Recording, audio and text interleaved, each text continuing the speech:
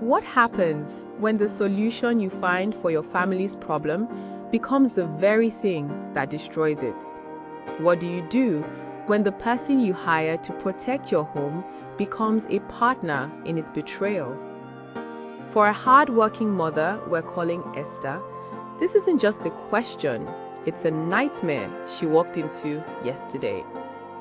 Welcome to Anonymous Diaries. I'm your host, Evelyn. Tonight's story is about a level of betrayal that strikes at the very heart of a family, in a place that should have been safe. This story has been recreated to protect the privacy of the real individual involved.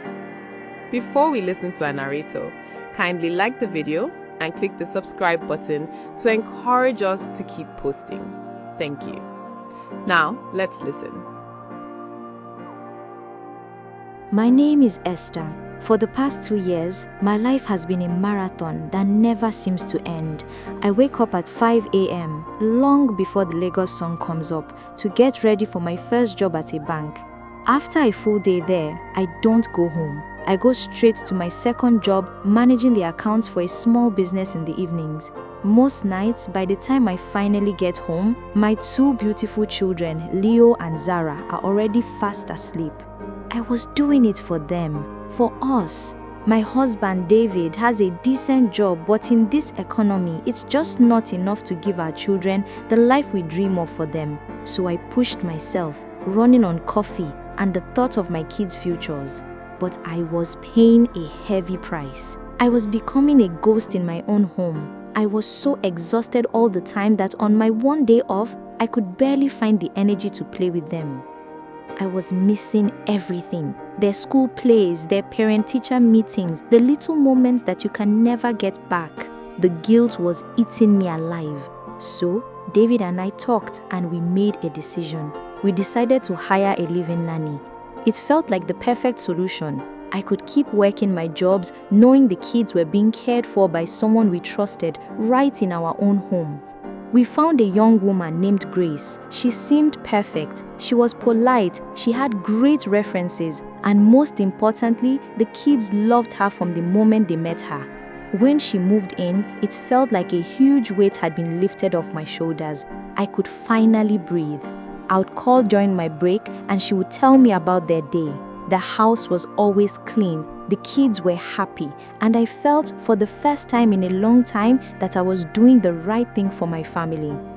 David agreed. He would often say, "Hiring Grace was the best decision we ever made. You seem less stressed and the kids are thriving." I felt so proud. I was providing for my family and making sure they were cared for. I thought I had finally figured it out. I thought I was a super mom. Yesterday, that whole perfect picture shattered into a million tiny, dirty pieces. I was at my first job when I got a call.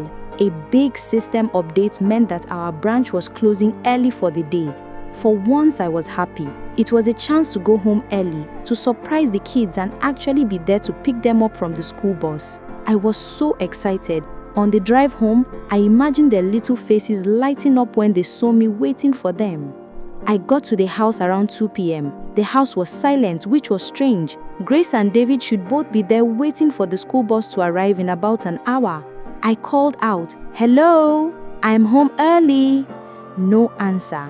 I figured they were in the backyard, or maybe David was taking a nap. I dropped my bag in the living room and decided to go upstairs to our bedroom to change my clothes. As I walked up the stairs, I heard a sound, a soft murmur. It was coming from the end of the hallway. It was coming from my children's room. My first thought was that something was wrong. Maybe one of the kids came home sick from school and I didn't know. My heart started to beat a little faster. I walked quietly down the hall. The door to their room, the room with the cartoon animal wallpaper, and their little bunk beds was slightly open. I pushed it open, and the world just stopped. It wasn't one of the kids. It was my husband, David, and Grace, the nanny. They were in my children's room, in my children's space. They were in bed together, not our bed. A bed just a few feet away from my son's little drawings taped to the wall and my daughter's favorite teddy bear. I don't think I made a sound. I couldn't breathe. I couldn't think. It was like my brain just shut down. It was the ultimate betrayal, wrapped in the ultimate disrespect. They didn't just break our marriage vows, they brought their filth into the one place in our home, in our world that was supposed to be pure and safe, my children's sanctuary. They saw me. David looked completely shocked, then embarrassed. Grace burst into tears and tried to cover herself. I didn't shout or cry. I felt nothing. I quietly turned around, walked downstairs and stepped outside. Standing in the driveway, I felt like I was going to be sick. Everything after that was a blur of shouting and tears. I told her to pack her things and leave my house. As for David, I can't even remember what I said to him. He kept saying it was a mistake, that it meant nothing. A mistake? In our children's room? When he tried to touch my arm, it felt like my skin was burning. Now he's gone, staying with his brother.